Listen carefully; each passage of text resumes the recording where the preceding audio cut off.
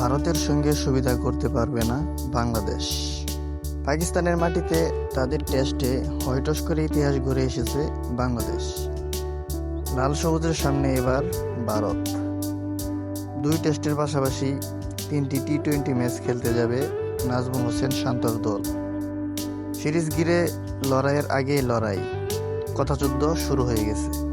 দীনেশ কার্তিক যেমন বললেন, বাংলাদেশকে সহজেই হারাবে ভারত। ভারতের সাবেক উইকেট রক্ষক ব্যাটার সিরিজের প্রসঙ্গে বলেছেন, আমি ব্যক্তিগতভাবে মনে করি ভারতের সঙ্গে সুবিধা করতে পারবে না বাংলাদেশ। তারা ভারতকে কঠিন সময় ফেলতে পারবে না। ভারতের মাটিতে তাদের হারানো কাজটা বেশ কঠিন। আমরা যদিও দেখেছি পাকিস্তানে ভালো খেলেছে বাংলাদেশ, কিন্তু বিশ্বাস করি না যে তারা ভারতকে খুব বেশি সমস্যায় ফেলবে। আমার মনে হয় ভারত কিছুটা পেস বান্ধব উইকেটে খেলতে পারে। বাংলাদেশকে হারানোর এটা ভালো কৌশল জেনেই তারা এটা করতে পারে। এছাড়া অস্ট্রেলিয়ার বিপক্ষে টেস্ট সিরিজের প্রস্তুতিও আছে।